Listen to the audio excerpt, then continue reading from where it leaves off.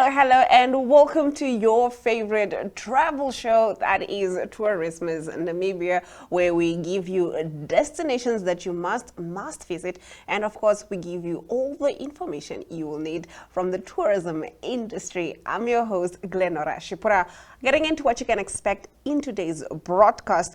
Under topics, we find out about the threat that the Texas exotic wildlife industry can become for the hunting industry in Southern Africa, the Lion Recovery Fund, and the landmark hearing on climate change law at the United Nations Top Court in Hague. Well, under destinations, we talk to the manager of the beach hotel Swakopmund, Johan, who tells us all about what the establishment has to offer.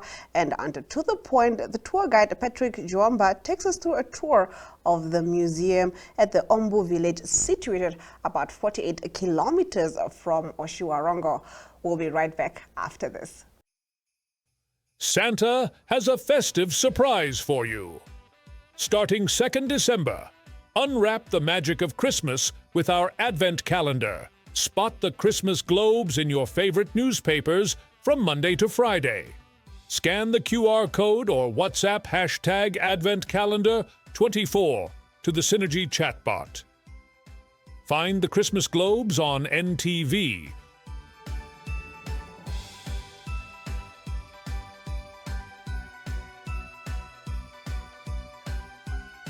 Or visit our Facebook pages for daily Advent doors from Monday to Saturday. Win daily prizes. Lucky winners will be contacted and Logistics Hub Namibia will deliver your prize.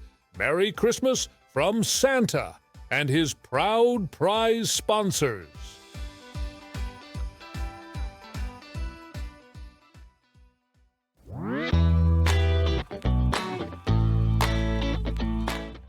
Getting right into our topics, Namibia should keep its unique asset of vast open areas and unparalleled scenic beauty as the Texas exotic wildlife industry becomes a looming threat to the Southern Africa hunting industry and to Namibia. This warning came from Dr. Kevin Robertson, a recognized expert in African wildlife management, who was the key speaker at Namibia Professional Hunting Association annual general meeting as the Hunting Association celebrated its 50th anniversary. Robertson is a qualified veterinarian and professional hunter and renowned for his excellent books on African animal shot placement. He elaborated on challenges and threats that Namibia may face and said that the next 50 years are going to bring rather significant challenges to the hunting, wildlife, and conservation world. Robertson said that Southern Africa has a competitor on the horizon which could threaten the hunting industry's livelihood in the not too distant future. He said that at this point in time, there are already 5,000 high-fence exotic hunting ranches in Texas, and there are 1.6 million heads of exotic animals in Texas, as the country stands with 140 different species.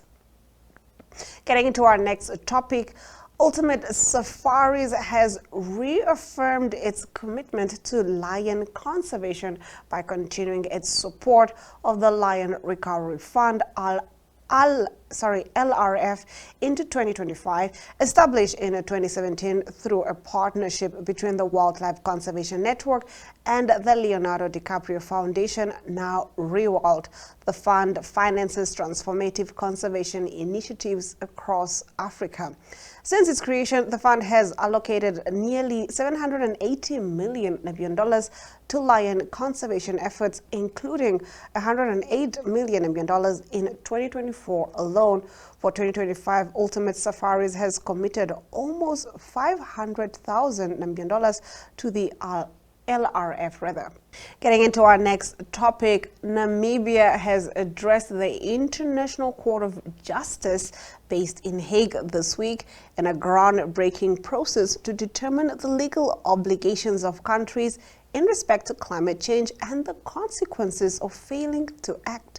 This proceedings marks for the first time the ICJ, the United Nations highest judicial authority, has taken up the issue of climate change potentially reshaping global climate governance and strengthening the legal foundations for urgent action. A total of 98 states and 12 international organizations have expressed their intention to participate in the oral proceedings before the court, which lasted until Friday. The proceedings follow a request by the UN General Assembly in 2023 for the ICJ to issue an advisory opinion on states' legal duties to protect the global climate system.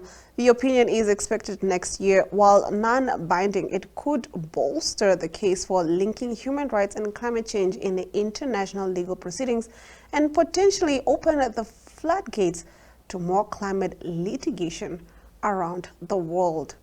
Well, that concludes our topics. Do let us know in the comment sections what you think of our stories in our topics. On the other side of the break, we take a look at the must destination that you should travel to. As the holiday season draws near, ShopRite and Synergy Chatbot are delivering the Christmas spirit. Welcome at Santa's Wishlist. Follow the instructions to submit your drawing and letter to Santa. Step 1. Start by drawing a picture for Santa. And when you're done, just jot down a few details about yourself right next to it. Step 2. Scan the QR code and it will open up WhatsApp with a little message that says #ShopRiteSanta. Just send that message to Santa. Or if you like, you can also type #ShopRiteSanta into WhatsApp and send it to the number as indicated. Step 3. Follow the simple steps in the chatbot and submit your name and age, and most excitingly, the present you've picked from the list. Don't forget to include your physical address so Santa can find his way to you. Step 4. Once you've completed the previous steps, snap a photo of your drawing and your letter to Santa to submit your entry.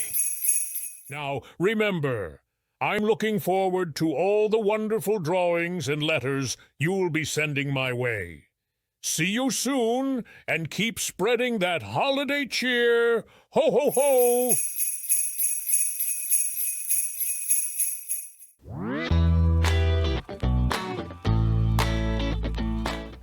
Getting right into our destinations, we are at the Beach Hotel in Swakopmund. The Beach Hotel in Swakopmund offers accommodation with sea views, an in-house restaurant and a rooftop pool, all within walking distance of the city center. You can watch as the manager of the hotel, Johan, tells us more. Let's take a look. Yeah, Beach Hotel Swakopmund is a 32-bedroom hotel. We have 6 room categories available. Cool. Our newest room category is a honeymoon suite. That's right up on the 4th floor. We have some phenomenal views of both dunes and ocean, which is fantastic. I think our location is really our biggest talking point. Definitely. Recently, we've renovated our restaurant space and our whole ground floor. And essentially, we're all about creating home away from home for our guests, with a hint of luxury here and there. But essentially, it's about friendly, warm service. We cater for a couple of different clients. So we've got family rooms, comfort apartments for the self-caterers. Okay. So we do a little bit of business, a little bit of leisure, and we have quite a multicultural team. So we feature 4 languages in our building. Nice. Italian, German, Afrikaans, English, obviously. So we try and cater for a little bit of everyone in what we do in a friendly, warm way. That's what we're about. Yeah. Awesome. Now, Beach Hotel is not a new kid on the block. You've been around since 2012. That's correct, yeah. Now, tell us a bit about the revamp. Where did the idea come from? Why do a bit of renovation and revamping? Right, so I think it's important to keep up with the times. The world of hospitality and tourism, I think, has changed drastically since COVID hit us. So I think from an ownership point of view, they probably would have liked to do this a little bit earlier. Yes. COVID then obviously slammed the brakes on that. But yeah, soon after, it was a very fast realization, I think, that we wanted to renovate and we wanted to bring a new space to Swakop. So yeah, that's how we got into it. It started with the addition of 2 rooms. Obviously, a little bit of revenue generation is always needed. Yes. The demand was there for 2 new bedrooms, so that's where we started.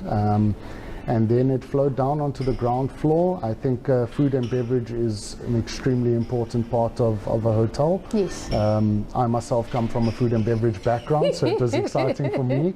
And we traveled quite a bit and had a look at different concepts, and the idea was really to create the heart and soul of a building on the ground floor in terms of our breakfast room and our bar area, and that's really what inspired the way we've completed our renovation. Awesome. So yeah. Cool. Yeah. Tell us a bit about the honeymoon suite. What can people expect there? Right, so our honeymoon suite is a massive room.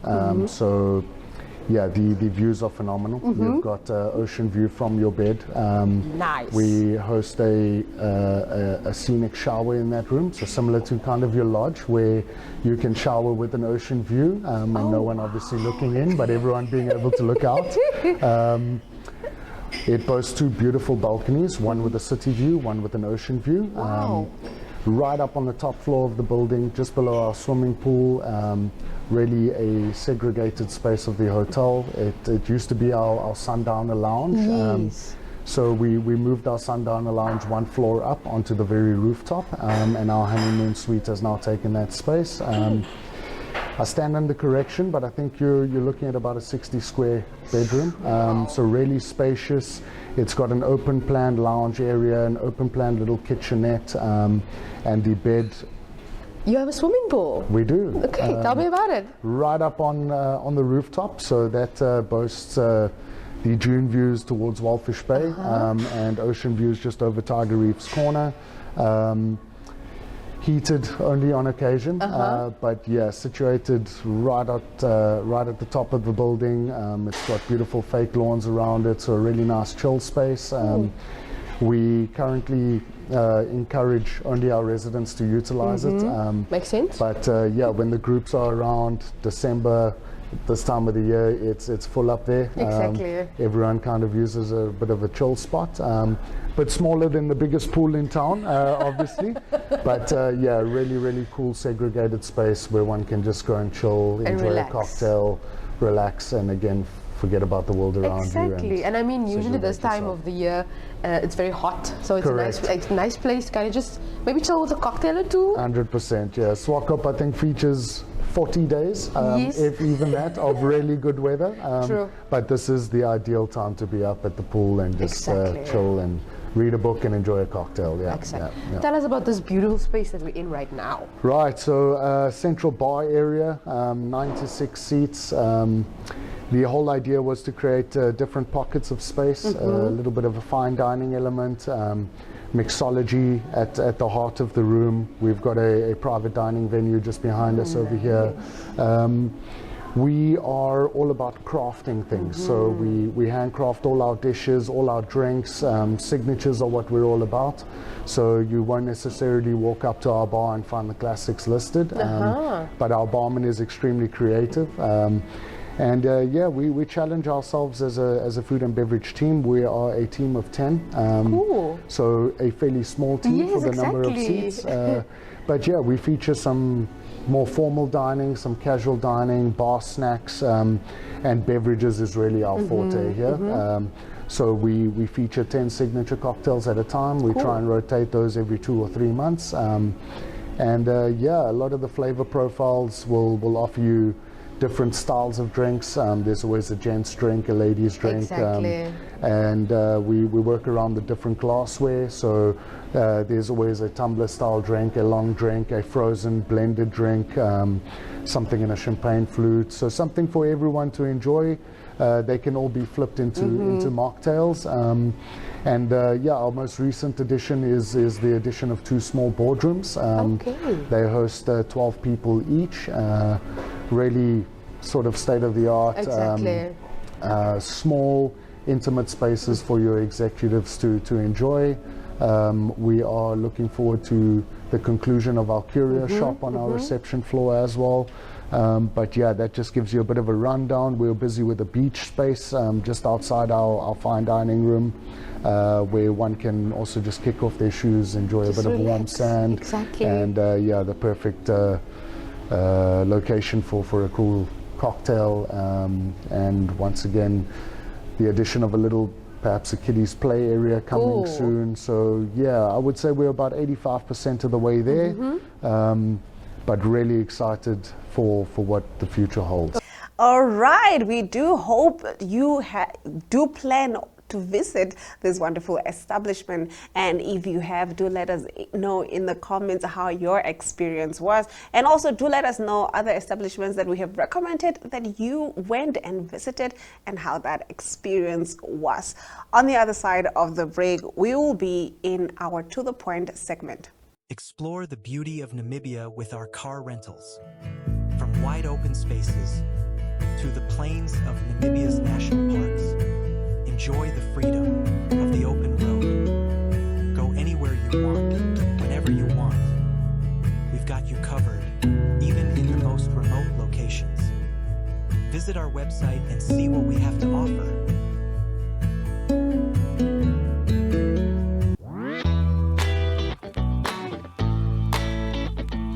Getting right into the point, watch as our tour guide, Patrick Jeomba, takes us through a tour of the museum at the Ombu Village, situated about 48 kilometers from Otjiwarongo. The museum depicts the Ovahero cultural history through displays, statues, audio-visual presentation, and artifacts.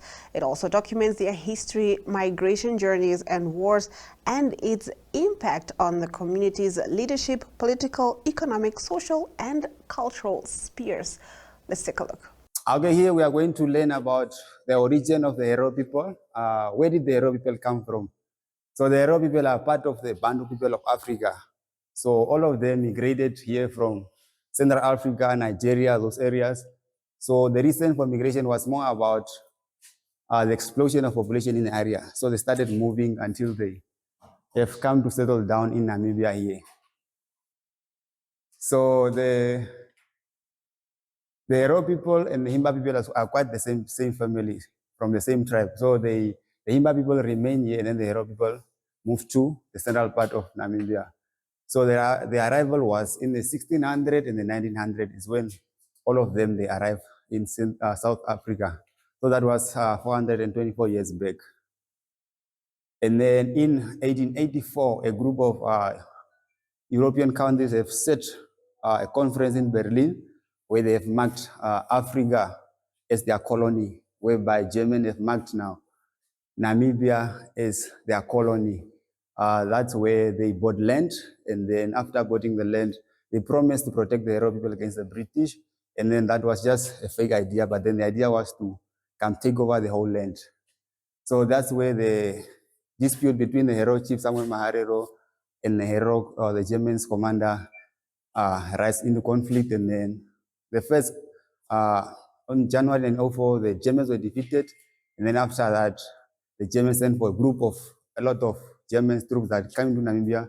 That's where we encountered the genocide, whereby 70% of the Hero people were killed.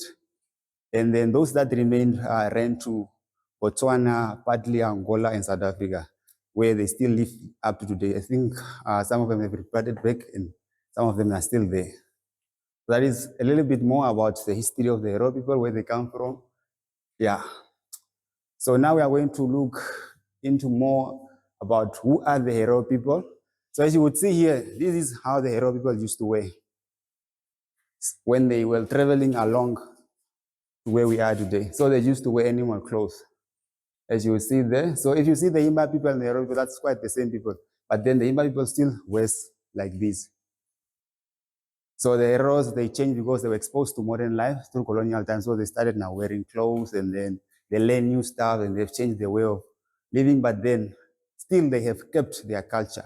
Even if today we are wearing clothes, we have fancy cars and everything, but the culture still remains the same to the ones of the Himba people. Okay, now we are going to look at the centrality of a Herero culture in cattle. So along the way, the only animal that the Hero people knew was the cattle. So they did not have sheep that time, they did not have goat. So the cattle was the only animal that they travel along. So the Hero people respect cattle a lot. So most of our things come from cattle. So as you see those houses at the village, it's made out of cow dung. You mix it with termite and water. So that's how they plaster their houses. And then the clothing was also from the animal hide. And then also we have our sour milk. So there's quite a big difference between the fresh milk and the sour milk. So the sour milk is, we store it in our calabashes. So these are calabashes. And then the milk is the one that is milk, and then it's put inside here. So and then it becomes fermented. Fermented, and it becomes what we call omaire. So the omaire is one of the food that the Hero people eat or drink during that time, because things like such as pap and other things was introduced in the after colonial time. So before we had, now we have donkeys, we have donkeys and horses, but then back in the days, the source of transport from place to place was the animal bulls. That's how they use this transport. So when a newborn is born in the family, they use this. Back in the time, it was also from animal hide. To put the baby on the back, they use this one also.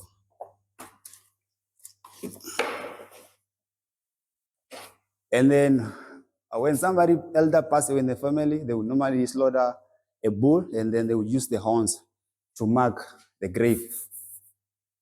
And then also it states that when there is no cow meat, there is no wedding, because there are certain part of the cow that perform certain rituals at the wedding. So if there is no meat, there is no cow, there is no wedding.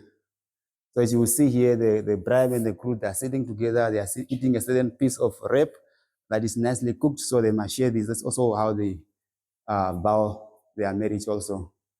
And then the most important one is what we call omade or dongombe. So this also comes from the cow milk again. So you put the milk in the calabash, and then the ladies, after it gets fermented, the ladies every morning they will sit down under the tree, then will be churning it until they produce what is called baja. So this baja, they will store it until it's a lot, and then they cook it. That's how we produce our fat. So the meat is always common, also come from the cow. Those are why the Hero people love cattle a lot. And also they are most important, the Hero dress. You know the Hero dress, the lady that the Hero women dress. So the idea comes from their cow head. So during the colonial time, the Germans were selling these Victorian dress to the Hero women. So they took that dress and transformed it into their own traditional dress. So they add the headgear, and then today it's called Ohorogowa. That's how the whole idea comes through. Okay, now we are here at some of the things that we use at the village. So we have two types of calabashes. So as they are there, they have two different functions. So this is the one that is used for producing the butter through churning. So the milk will be put inside here, and then the next day it will be fermented, and then they will be churning it until they produce their butter. So this is the normal one where they just put the milk, and then the milk, when it's ready, they will pour it in this what we call a horo.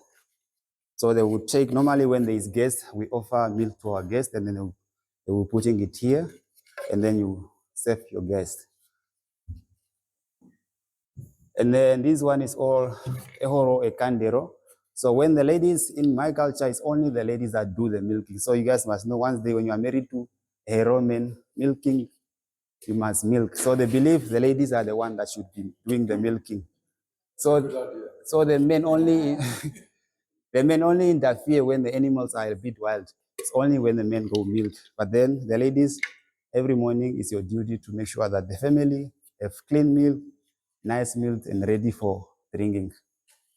The men always sit in the shade. The men.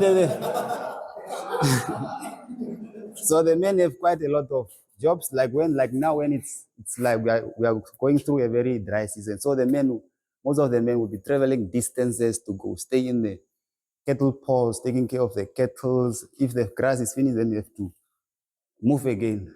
And then they almost do what we call the heavy job, constructing houses and building houses and riding horses. So the ladies, I think, they have the very easy job. Do they ever drink the milk fresh, or is it always? Yeah, normally like for newborn babies, they boil it and then they also drink it a bit fresh. Never fresh from the cow? Yeah, from fresh from the cow, like it's also very nice. It's also good for the babies, but then they prefer to boil it. Yeah. So, and then we have, these things are also at the village. You can see there, but then the villages, the rooms are quite small. So I want to explain here about some of the things. So when you go there, you just view and then you pass by. So here we have also we have a collective of different type of herbs that are collected from the rivers, the mountains. So these herbs are collected and dried out. So the main purpose is more like for traditional perfumes. So these perfumes, the ladies, normally during that time, as normal pastoralists, so they used to move from place to place. So, and then they were not exposed to this new perfume, cologne and stuff. So they only have traditional raw perfume. So either they use it for the housing, and then they also use it for what we call, like for this purpose, is more like for a smoke bath. So the smoke bath is whereby you take these dry herbs, you put it here, break it into small pieces, and then you put a little bit of coal here. So normally the ladies use it for steaming themselves, and then in the armpits, and then they do their hair, and then the ladies will sit down and then on it, lift the dress and then sit on it, and then the whole body will be steamed. So that's how they do their also. But the ladies are going to show you guys at the village more in. All right, that brings us to the end of your favorite travel show, Tourismus Namibia. Of course, as your host, I'm always delighted to give you the latest destinations and give you information on the tourism industry. Like I said before, do let us know in the comments of any places you have visited and also what you love about Tourismus Namibia. From me, Glenn Rashipura, until next time.